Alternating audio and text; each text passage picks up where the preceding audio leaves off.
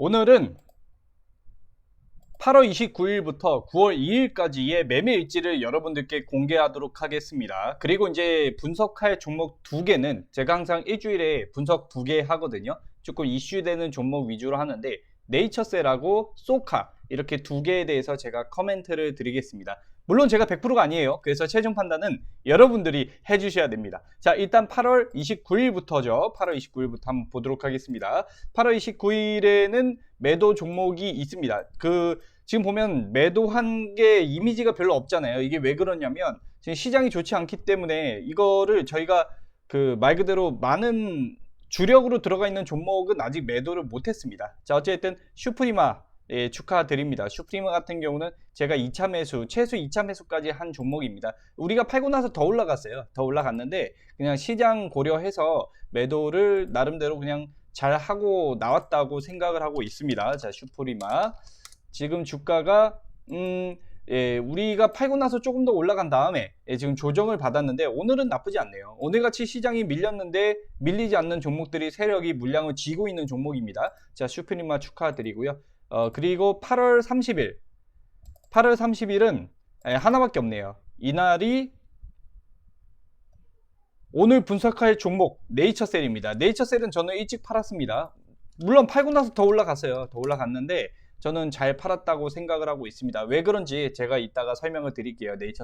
네이처셀은 이전에 급등이 나왔던 이력이 있죠. 2021년도 작년 7월에 그렇게 급등이 이미 나온 종목은 조금 안 건드리는 게 좋습니다. 자, 그 다음 8월 31일입니다. 8월의 마지막 날이고 이날은 8월 31일 원방테크 매도했습니다. 원방테크는 이제 피레침을 세웠죠. 이거는 제가 보기엔 매직봉입니다. 추가적으로 더 올라갈 수 있는 여지가 원방테크는 이제 된 거예요. 둥글게 이렇게 지금 주가 움직임을 나타내고 있는 종목입니다. 이것도 우리가 팔고 나서 좀 더 올라갔는데 그 정도는 그래도 이것도 매도 타이밍 잘 잡았다고 저는 생각을 합니다. 시장이 안 좋기 때문에 판 거에 대한 미련을 지금은 가지면 안 된다. 저는 이렇게 보고 있는 겁니다. 9월 1일입니다. 9월 1일은 나스미디어 참 좋은 종목입니다. 이게 나스미디어가 미디어 홍보 그런 업체거든요.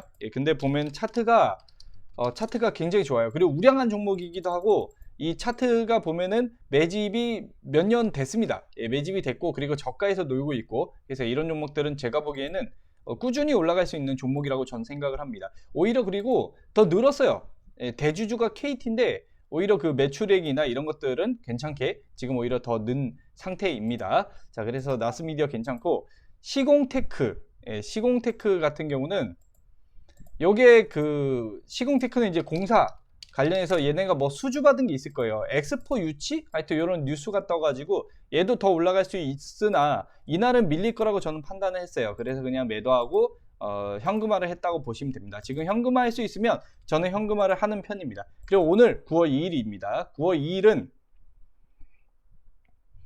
머큐리 매도했습니다. 머큐리가 네옴시티 5G 관련주로 지금 정부의 버프를 받고 올라가고 있는 종목입니다. 근데 머큐리도 오늘 상한가를 말았다가 상한가가 풀렸거든요. 저는 매물대를 한번 소화하고 갈 거라고 생각을 했습니다. 그래서 매도를 했고요. 사실 상한가를 노리고 싶었는데 이 부분 조금 아쉽습니다. 시장만 상황이 나쁘지 않으면 저는 보유했을 거예요. 근데 고려를 안 할 수가 없습니다. 지금은. 자, 어쨌든 이런 상황이고요. 지수를 그럼 안 볼 수가 없겠죠. 제가 계속 시장 이야기를 하니까 지수를 안 볼 수가 없습니다. 지수 보면은 자, 코스닥 기준 그리고 코스피 기준 단기적 저점을 계속 낮추고 있는 겁니다. 오늘 더 밑으로 내려왔죠. 그렇기 때문에 아직까지 바닥을 만들지 못하고 있다. 저는 코스닥 기준으로 2380 정도 봅니다. 2380. 그래서 여기가 이탈이 나오면 이전 저점까지 내려가는 거예요. 얼마? 2300입니다. 2300을 이탈을 하는 그런 수준. 하지만 여기 지켜줘야 됩니다. 여기 지키지 못하면 그러면 더 나락으로 가는 겁니다. 이거 추세를 저는 돌릴 수 있을 거라고 생각했는데 이 정도면 돌린 거 아닙니다. 아직까지 하락 추세고 하락추세도 계속 하락만 나오지 않아요. 중간중간에 반등을 주거든요. 그 반등이 역대였다고 저는 생각을 하는 겁니다. 그래서 얘가 아예 밑으로 다 내려오면 그때 이제 한번 보던가 아니면은 지속적으로 상승 추세를 돌리는 움직임을 확인하고 매매를 하든가 둘 중 하나인데 저는 어차피 좀 작은 종목 대기업 우량주 안 하거든요. 그렇기 때문에 지수 영향을 좀 덜 받습니다. 그렇기 때문에 여기 지지라인까지 내려오면 매수 의향이 저는 있습니다. 자, 그러면은 종목 분석으로 넘어가겠습니다. 지금 시장에 좋은 게 딱히 없기 때문에. 근데 반대로 이보다 더 큰 악재가 있을까? 요거를 생각하시면 될 겁니다. 환율 같은 경우는 지금 굉장히 낮아지고 있는데 옛날 IMF 때만큼은 안 갈 것 같고요, 저는. 근데 아직까지도 1,400원 이로 한번 올라갈 수 있는 가능성은 저는 있다라고 보고 있습니다. 예전에 IT 버블 모기지 사태 이때가 우리나라 환율이 1,390 아마 이랬을 거예요. 그래서 지금 환율도 부담이 되는 확률이긴 한데 더 올라갈 수도 있기 때문에 이 부분 계속 체크하며 보겠습니다. 자, 일단은 예전에 라정찬 대표, 네이처셀 라정찬 대표 재판 관련해 가지고 문제가 있었어요. 이렇게 올라갔다 쭉 빠지고 이게 동그랗게 원을 그리고 있거든요. 근데 여기서 쉬었단 말이지. 이게 마음에 안 든 겁니다. 여기 보면 이게 쌍봉이거든. 여기서 원래 이게 뚫고 올라가야 돼요. 근데 못 뚫었잖아요. 이날 음봉 떴죠. 이날 무슨 요일이야? 자, 이날 8월 30일에 음봉 떴잖아요. 이거 보고 저는 바로 던져야 된다고 생각하는 사람입니다. 왜냐면 여기 돌파 못했잖아. 돌파 못했다는 얘기는 쉬었다 간다는 얘기예요. 쉬었다 갈 때 여기서 반등이 나올까? 그건 아무도 모릅니다. 근데 보통은 여기서 기술적 반동 약간만 반등 나오고 다시 빠져요. 아시겠죠? 그래서 네이처셀은 차트상으로 저는 좀 안 좋게 보고 있는 종목이고요. 사업 확대로 손실폭 감소했다 이렇게 나와 있는데 약간 구라를 많이 치는 것 같아요. 예전에 일단은 나갈 세력들은 다 나갔다 이렇게 보기 때문에. 그리고 적자 폭이 너무 심해요. 예전 괜찮았는데 지금 너무 심합니다. 그래서 이 상태라면 라정찬 대표가 일단 지분이 적잖아요. 바이오스탁으로 알바이오 여기에 지분율이 좀 있는데 이 상태라면 이거 넘길 수도 있다. 회사를 딴 데로 넘길 수도 있는 그런 상황이 벌어지지 않을까 이렇게 생각을 합니다. 그래서 저는 좋게 안 본다. 아니면은 라정찬 대표가 여기 보면 라기원, 라기해 이렇게 있죠. 이게 보면은 아들딸일 거 아닙니까? 아들딸한테 물려주기 위해서 주가를 누르는 걸 수도 있기는 할 텐데 글쎄요. 저는 요거는 조금 안 좋게 봅니다. 왜냐? 앞에 이 급등 요거 때문에 이미 요거 때문에 조금 안 좋아하는 거고요. 뉴스 나온 거 있나 한번 볼게요. 네이처셀. 자, 보면 그리고 여기 단기적으로 봤을 때 이 매집이 얼마 안 돼요. 이 기간이. 요 매집 정도는 제가 보기에는 여기서 이만큼 이것만 해도 한 달이 넘거든요. 거의 2달 가까이 돼가요. 이 2달 사이에 다 털 수 있는 물량이라고 저는 생각을 합니다. 그래서 조막순 세력들도 나가지 않았을까.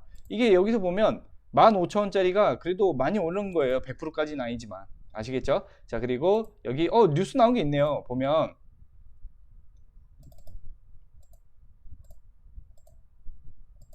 자, 여기 보시면 업무상 배임 유죄. 뭐야? 취업 제한 처분 취소? 유죄 받았네. 이게 유죄 받아서 그런 건가?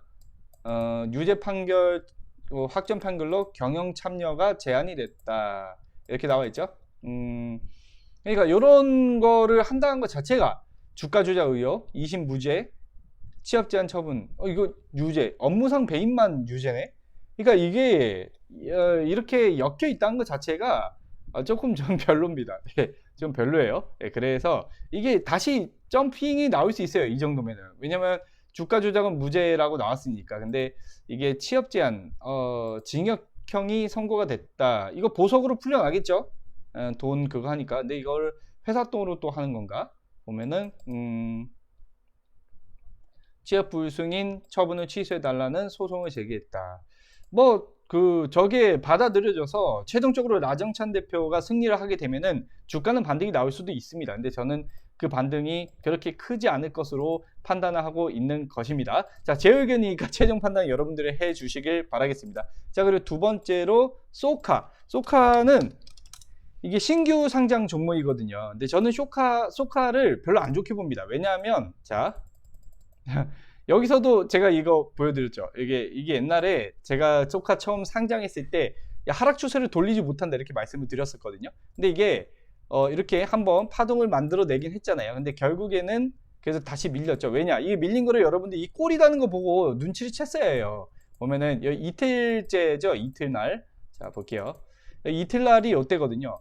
여태 이렇게 쭉 올렸다가 쭉 빠지는 거 보십시오. 이렇게 쭉 빠지는 거 보고 그 다음에 옆으로 기었지 않습니까? 만약에 소카를 내가 들고 있던 상태였다면 요거 이렇게 옆으로 길 때 이 저점 있죠? 이 저점. 분봉상에 요 저점 이탈했으면 이건 팔아야 됩니다. 요때 저는 팔아야 된다고 보고 있는 겁니다. 자, 일단은 못 파셨으면 어쩔 수 없지만 이제 그 계속 하락 추세예요. 얘는 하락 추세입니다. 이렇게 쭉쭉쭉 빠진 거 보이시죠? 여기서 이렇게 며칠 버틴 거는 엑시트할 기회를 준 것 같아요. 기관들이나 뭐 VC나 얘네들한테 엑시트할 거 엑시트해라. 물론 뭐 보호예수 걸려있는 물량들은 엑시트 못하지만 소카는 보호예수 물량 굉장히 적었던 걸로 저는 알고 있습니다. 자, 그 다음에 이렇게 쭉 빠지기 시작했죠. 왜냐? 소카는 딱히 공장이 있는 것도 아니고요. 자산이 있긴 있어요. 뭐냐? 자동차, 그리고 뭐 주차장이나 이런 것들 자산이 있죠. 그리고 뭐 어플리케이션이나 이런 거 IT 기업도 좀 들어가긴 하겠지만 일단 기본적으로는 자산 가치, 그리고 차량만 있으면 사실 이런 공유 대여 시스템은 누구나 다 참여할 수 있거든요. 우리나라에 소카 말고도 공유 자동차 업계가 엄청 많아요. 제가 알기만 해도 뭐 그린카도 있고 카쉐어링 업체가 되게 많을 겁니다. 이게 만약에 대기업이 들어와서 한다고 생각을 해 보십시오. 아, 그러면은 소카는 여기서 살아남기 힘들 수 있다. 저는 이렇게 보고 있습니다. 통합 모빌리티 플랫폼 이렇게 나와 있죠.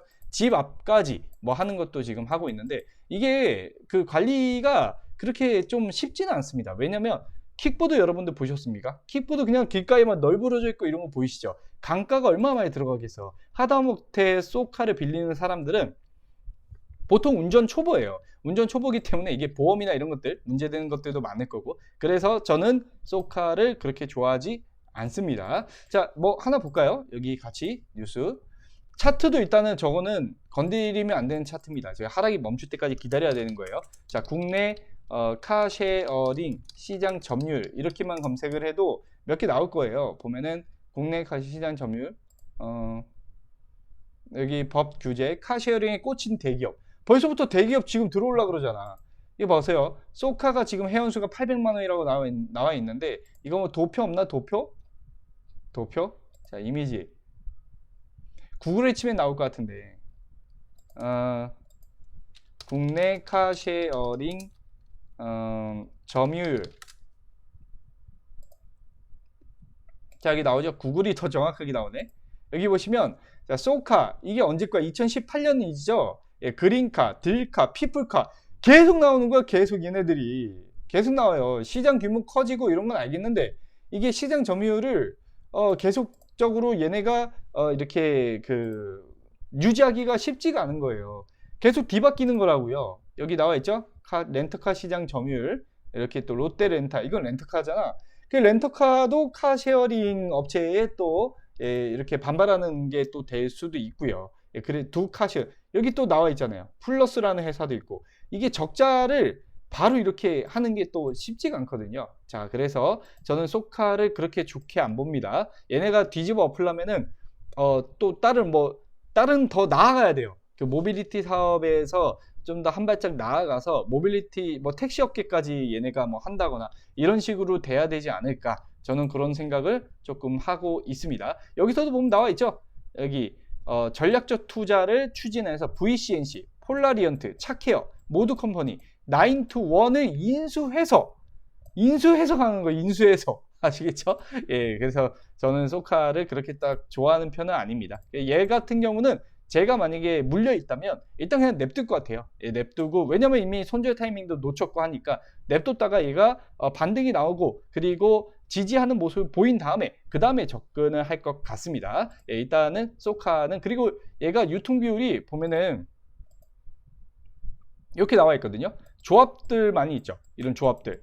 얘네가 분명히 엑시트를 할 겁니다. 물량을. 지들이 갖고 있다가 어느 정도 됐다 싶으면은 빠져나갈 거예요. 롯데렌탈하고 SK가 또 지분을 30%나 갖고 있네.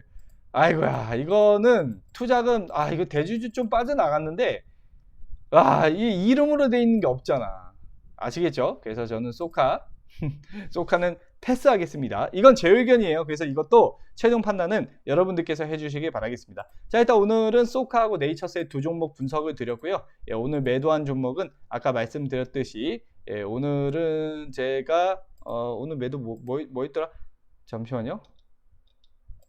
뭐 일주일간의 매도 내역을 보여드렸는데 오늘 같은 경우도 시장이 그렇게 좋지는 않지만 일단 머큐리 매도를 잘 진행을 하였습니다. 자, 어쨌든 여러분들 시장 지금은 그냥 너무 신경 쓰지 마시고 현업에 집중하는 게 맞는 것 같아요. 지금 어차피 손절하는 것보다 저는 버티는 게 맞다라고 생각을 하거든요.